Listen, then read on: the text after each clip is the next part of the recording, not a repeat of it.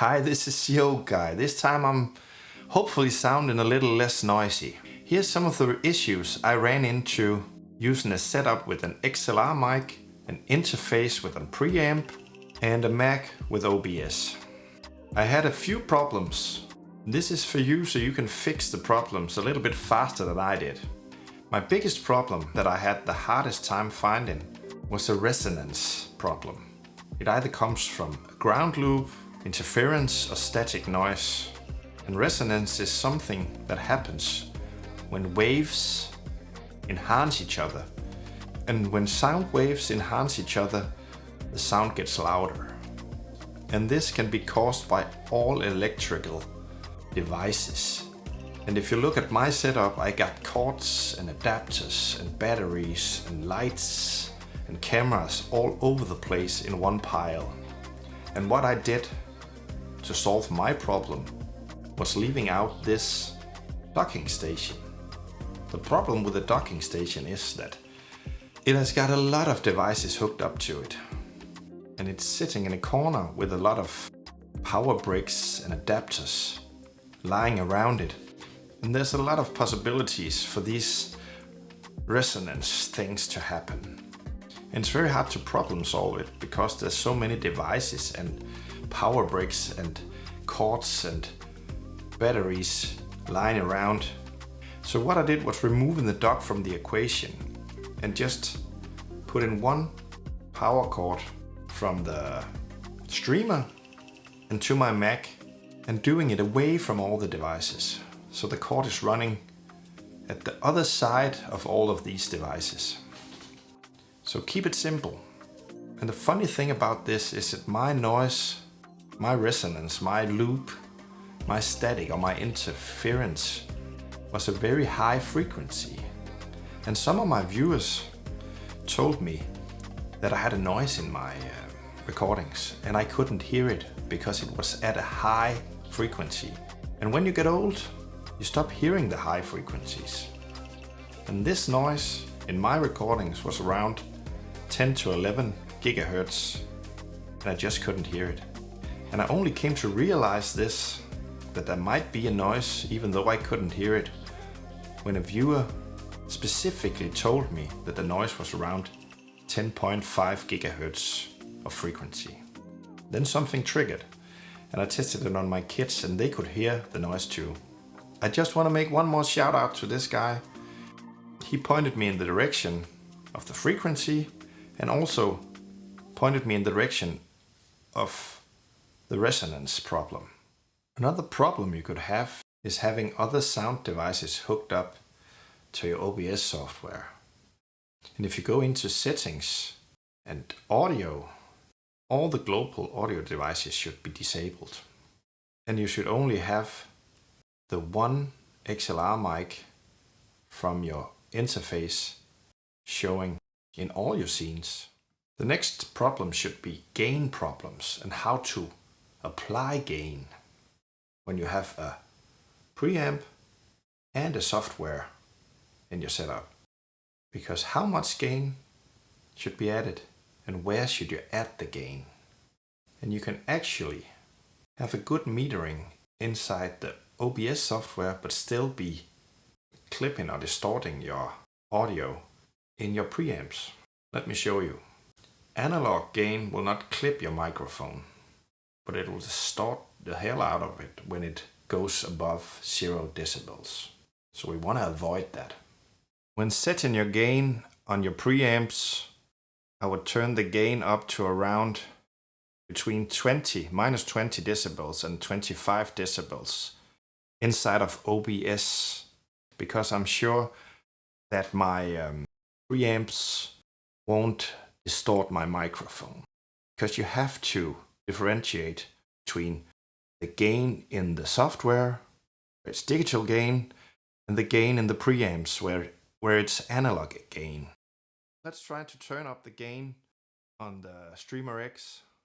And now I'm talking. You can see there's a little knob under the microphone that turns yellow and green.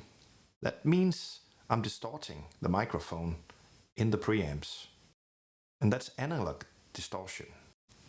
That means that even though you can see in the software that I'm not clipping, the analog gain is clipping, or when it's an analog signal, it's just distorting. And you can hear it loud and clear. And here's what I'm doing instead. I'm turning down the gain in the preamps again, so that we're hidden around 20 to 25 minus. And there's no clipping on the Streamer X, as you see. The light is not turned on. We're going into filters by double-clicking the sound device, going down to filters. You can see I've already set up a gain filter, and I've turned it down to 0. Now I'm turning it up to 17, like this. Now you should hit between -10 and -5 of decibels at normal speech, but you're sure the analog preamps are not distorting the microphone or peaking. We have made sure that the analog signal is not distorting the microphone. We can still clip in the software. If the software goes past 0 decibels, it won't even distort, it will just clip because it's a digital signal. But to be sure we're not clipping and keeping between 10 and 5 the most of the time and never going over 0, we can put on a filter. One more filter. And this is a limiter, and we're putting it at -1 because then it will never go past -1 and you will never clip. And there's a release on it on 60 milliseconds. If I got a release, I'm always setting it to 60 milliseconds. As you see, I got other filters too, a compressor.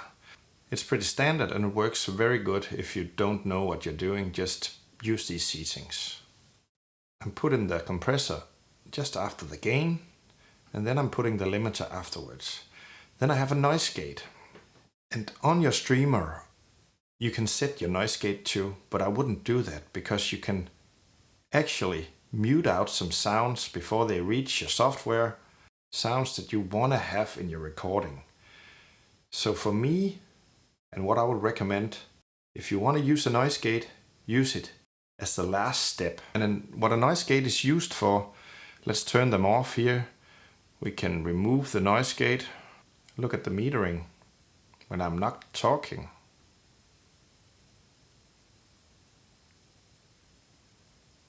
The noise floor sets at around 40 to 45 minus of decibels.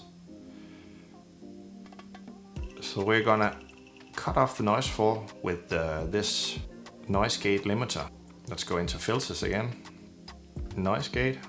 So as you see before, my noise floor was around 40 to 45, so I'm setting it close threshold to 40 and the open threshold to 36. Then I'm kind of safe. Now look at the noise floor.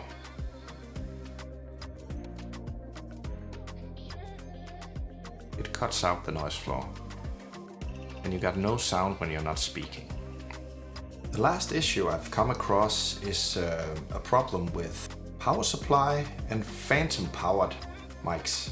Because when the wattage goes too low to your preamps, it will mess up your phantom powered mic.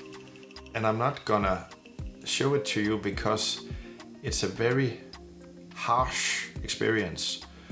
But I can tell you that no matter how loud you speak or how you set your gain, the mic will just distort when it doesn't get sufficient power, but gets a little power.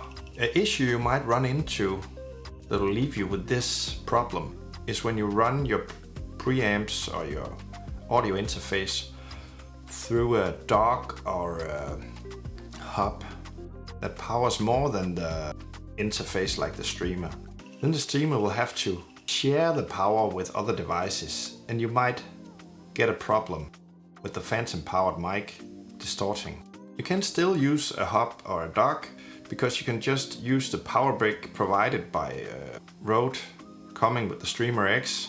Then you're sure the Streamer X gets sufficient power all the time.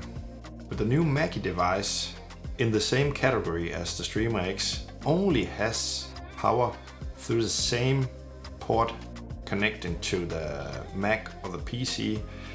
So here you might be in trouble if you're running it through a dock or a hub. But I wouldn't recommend sending it through a hub anyway, because you might run into the resonance problem. But for me, simplifying is the key. And then add one device at a time. Don't pile up a lot of stuff on top of each other. And if you run into problems, run the whole thing back and then add one device at the time once again.